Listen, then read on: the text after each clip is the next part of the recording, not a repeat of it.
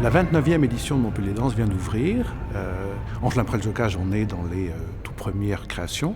C'est un festival qui a été créé il y a donc 29 ans, d'une part par Dominique Bagué, qui était à l'époque un jeune chorégraphe, et aussi par Georges Frêche, qui à l'époque dirigeait la ville et avait décidé pour sa ville d'un développement culturel de grande importance.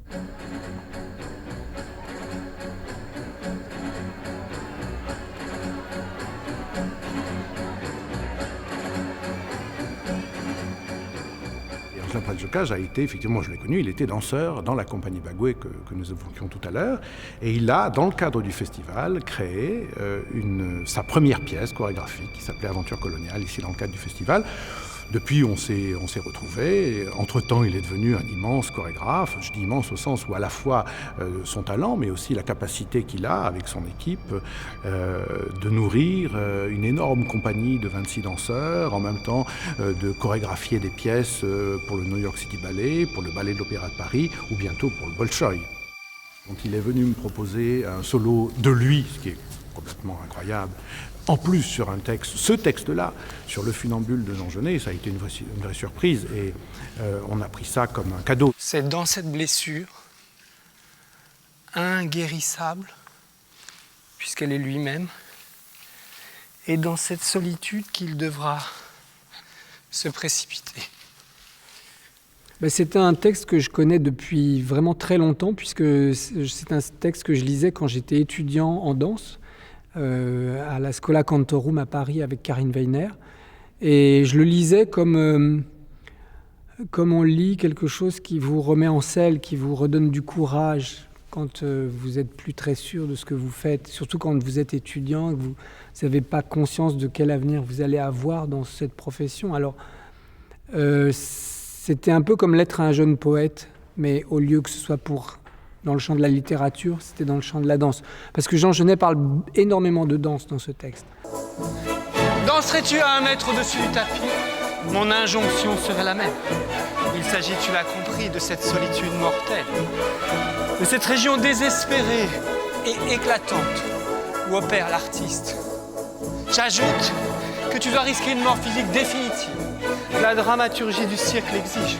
Il est avec la poésie, la guerre, la corrida, un des seuls derniers jeux cruels qui subsistent. Le danger a sa raison. Il obligera tes muscles à réussir une parfaite exactitude.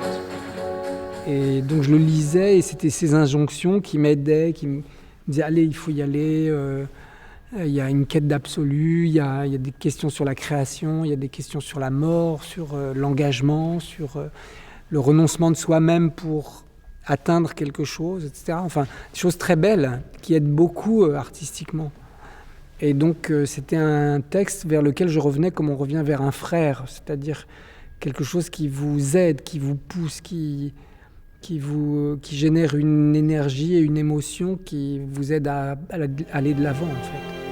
À Marseille, elle avait dressé son fil à 30 mètres au-dessus du pavé dans la cour du Vieux-Port. C'était la nuit, des projecteurs éclairaient ce fil horizontal haut de 30 mètres.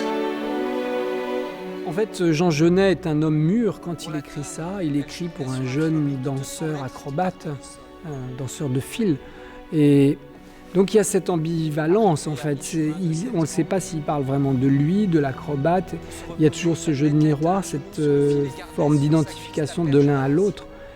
En fait, je pense que c'était bien d'attendre, d'avoir mon âge peut-être puisque c'est un texte de maturité d'un homme mûr pour un jeune fougueux.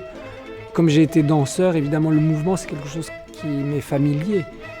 Et en même temps, la maturité du texte, je crois que j'avais besoin d'attendre peut-être d'avoir cet âge-là pour l'approcher avec profondeur.